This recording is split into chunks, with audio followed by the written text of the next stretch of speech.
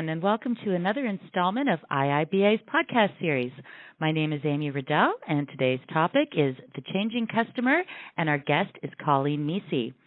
Colleen is an MBA in CBAP and is currently the manager of member engagement at IIBA, where she joined as a product manager, in June 2017. Prior to the IIBA, she served as a business solutions analyst at Walmart in Bentonville, Arkansas. In recent years, she has supported business analysis practices in the retail services, customer experience, and marketing areas, while also providing strategic services for the Business Analysis Shared Services Organization in training and the global community of practice. Colleen began her technology business analysis career in 1998 as a transition from supervisory management to information technology.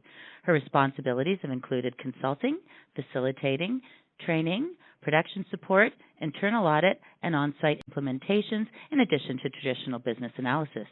She has experience in all areas of transportation, sales, marketing, finance, human resources, retail, and the practice of business analysis. Colleen's main passion is helping others succeed, whether it's in their daily work or their broader careers. She holds a Bachelor of Science in Business Administration and an MBA from Capella University. She achieved the Certified Business Analysis Professional designation from IIBA in 2012. Born and raised in Dallas and now based in Bentonville, Arkansas, Colleen enjoys rock concerts, collecting Barbie dolls, and reading two crime books. Check out her blog, Analysis Rocks, at https://analysisrocks.com. Welcome, Colleen. Thank you, Amy. Thanks for having me today. Thank you very much for joining us. Colleen, in past podcasts, we've discussed the new digital world and the role of business analysis. What evolution have you witnessed when it comes to the changing customer in this new digital world?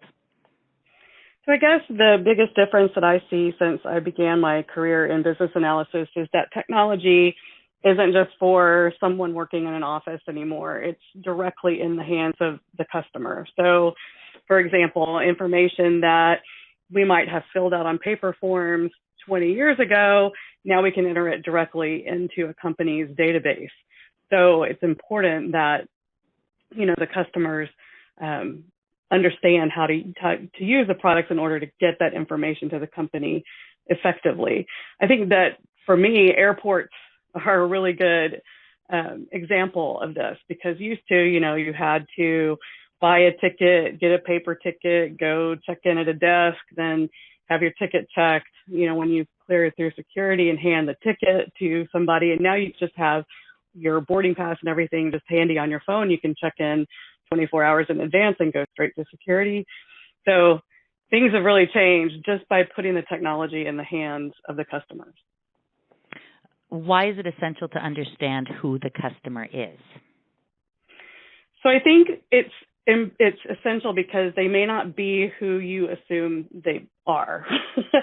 So, for example, when I used to I worked on some finance projects for a shipping company, and primarily what we were doing at the time was designing screens and reports used mainly by the folks that worked in the office, who would handle questions or inquiries from customers that called in. But these days, those customers expect to be able to find the answers directly. So the customer before was an internal person, somebody in the business that faced the customer, whereas now the customer might very well be the person that is using that service. So it's a little bit different, because if I were still at that shipping company today, I'd probably be working on mobile apps for the customers to use rather than screens that someone internally would be using at a computer. So, it's not necessarily taking somebody out and they're not a customer anymore, but it's really identifying who the actual end user of a product or a service is. Something else too. Go on. Yeah. Something else that's really different is, before, when we had these internal customers, you could kind of sort of control the training and the skill level. Like, you would hire people with certain skills to handle certain tasks. If you were rolling out a new product or a new system, you would have training for these people. But now the customer has it on their phone. you don't have any control over what their skill level is, or, you can't fire a customer. So, you really have to keep their needs in mind these days. So how can BA professionals understand who the true customer actually is? So I have a lot of techniques that I like to use. You can find these in the BABOK and the Agile extension to the BABOK, but probably the one thing that I talk about a lot when I'm talking about understanding the customer is to create personas. And personas are really just profiles of, you want to keep at least your primary and your secondary customers. You create a name, you give them a profile, you tell about what their typical day is, that kind of thing. And since you're giving them a name and you're making them real, you can refer to them by name. And we'll talk a little bit more about that in a bit. But the way that you get to creating these profiles, then, your personas, one major way is observation. You need to get out in the field of your business and watch your customers in their environment. Where do they struggle, and what do they like about your products or services? And taking that observation one step further then is actually be the customer. I refer to it as BAing yourself. And I think this comes pretty natural to most analysts because we all sort of tend to analyze everything, whether we're at work or not. So one time I worked for a major retailer, and I decided I needed to pick up something really fast, so I was going to use their in-store pickup because I was in a hurry. So I had an opportunity to put on my customer hat, and what I discovered was, as a customer of my own company, I got kind of frustrated with the process because, I had ordered this item, I'd already paid for it, yet I still had to park way at the end of the aisle in the parking lot. I still had to walk all the way from the front to the back of the store to pick up my item that I'd already paid for. I had to wait 20 minutes for somebody to get to that service desk to help me, and then I had to walk all the way back out. So I realized at the end of that I could have actually had a shorter experience in the store because I was in a hurry if I'd have just gone in and picked the item off the shelf myself and checked out normally. So the thing is, there were lots of good reasons for that process to be set up that way. When you talk about marketing and you talk about retail specifically, you want customers' eyes on as many products as you can get them on for impulse buys and things like that. But, you could have lost a customer just because I was in a hurry and couldn't get out of there as quickly as I could. So I went back, reported it like a good BA would. And sure enough, these days you won't find that same process that same way in those stores. So, it's kind of a different way to retain a customer is by making things even more convenient for them. Okay. Well, what approach does a business analyst professional need to take to address and support the needs of their customers? So one of my very favorite approaches is to make friends with marketing in a company.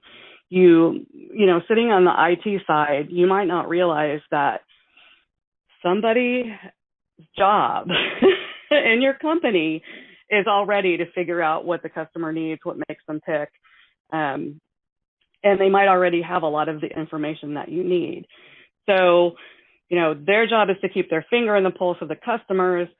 If you partner with them, you're coming at things from maybe an IT standpoint. They're coming at it from their marketing standpoint. But man, that makes a really, I hate to use a corporate buzzword, but a nice synergy for sharing information and having collaboration.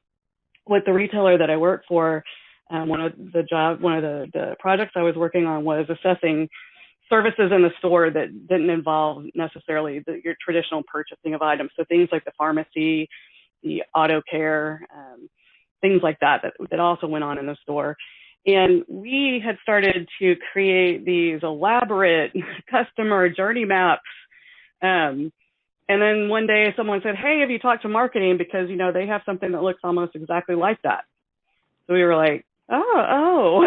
So we went and talked to them, and sure enough, the customer they were targeting was a little bit different than the one we were targeting, but they already had, like templates and tools and, information that we could leverage. And then, since our customer was a little bit different, they were able to use some of our information too. And so it really made a nice collaborative environment to work in. So I highly encourage anybody that's, wanting to work on a focus on their customer to take a look at marketing and see what they already have. Make friends with marketing. Make friends with marketing. In a recent blog, you talked about the line between customer and technology becoming more blurred. What did you mean by that? And why is it important for BAs to understand this?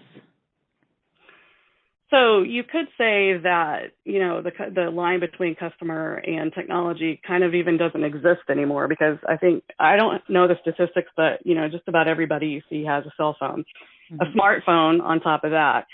So, and the current generations and the generations coming up aren't ever going to know a world without that. They're always going to have technology in their hands. And so with that sort of comes this advent of low and no code programming as well. So, the next sort of wave I see coming is, people with cell phones and mobile devices and things actually creating apps themselves and sort of bypassing that whole IT shop at times. So it's important for BAs to understand this because, well, one, it's important to keep up with trends, especially when it comes to technology, because things just change so quickly.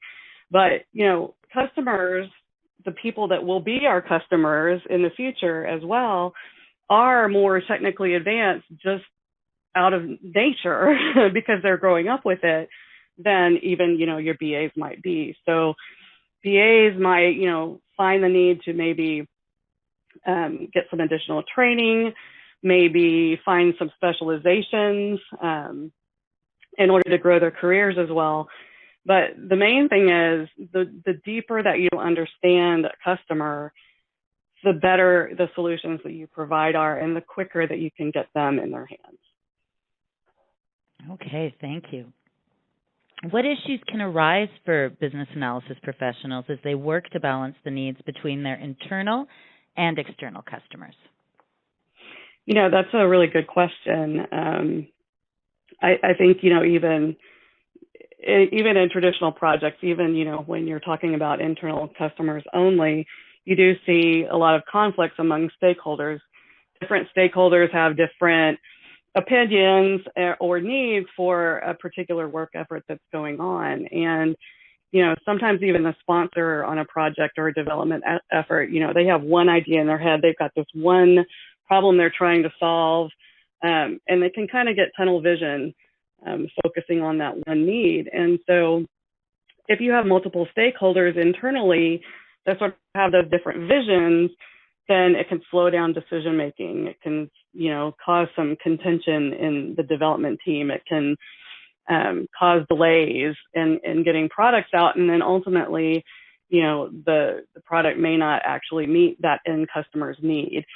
So a good BA, what they bring to the table then is to become that voice of the customer. So if they be the customer, like I talked about before, the customers aren't always going to be in the room. So you can use your negotiation skills and your communication skills as a business analyst to make sure the voice of the customer is present and that, the focus always turns towards what the customer's needs are, while still meeting the stakeholders' needs, but making sure the right focus is on the right things. Okay, so sort of drawing on that, how can business analysis professionals ensure their organizations are continually putting their customers at the center and the focus of their actions? So one thing that I've seen that has worked really well in several groups that I've worked with is to really have a focus on the personas that I was talking about a little bit earlier. I've seen development teams where they actually put up posters on the wall of their personas. They have photographs that represent their customers on the wall. They have bullet points of, what their profile is and then what their needs are, and they keep them up on the wall. And a lot of times, a lot of companies are having like open team environments now where there's not really walls and things around, and managers and leaders would come through these areas and they'd see these posters on the wall, and the visual really brought them to mind, that laser focus on the customer who they're looking at the moment. So, it kept their mind from wandering off to, what other needs that they might have. And so one team I actually worked with did this process, and anytime a difficult decision came up to be made, like what functionality do we prioritize? How do we make this decision? We'd look around the table and say, well, what would Mary want? Mary being the name of the persona on the wall. So, and it's quick, you can see it, and when leaders and managers come through, it's obvious who we're working for. So I really like that. Mm-hmm. Okay, finally, our last question. How is IIBA helping business analysis practitioners get into the minds of their customers? IIBA is working a lot with the sort of changing role of the BA in these agile methodologies. So we've got the publication of the second version of the Agile extension to the BABOK now. Got the new Agile Analysis Certificate that's available now. And what's nice about it is, Agile as a methodology is very customer focused naturally. One of the Agile principles is think like a customer, which we've talked a lot about today. And but the nice thing about it is even if you as a business analyst are in an environment that doesn't develop things in an Agile way, you can still apply the Agile mindset when it comes to customer focus. So, if thinking like a customer is really essential, bringing that voice of the customer to the table is really essential. So, utilize that Agile extension to the BABOK and, think about the Agile Analysis Certificate to just sort of show your organization that you are committed to focusing on your customer. Okay, well, thank you very much. This has been fascinating. We really appreciate your time. Colleen, if anyone out there wants to get in touch with you directly, how do they do that? Certainly, they can contact me at colleen.macy@iiba.org. Also, you mentioned my blog earlier, https://analysisrocks, and you can get in touch with me that way as well. Okay. All right. Well, thank you very much, Colleen, for being with us, and thank you to everyone who's tuning in. See you next time. Thank you very much.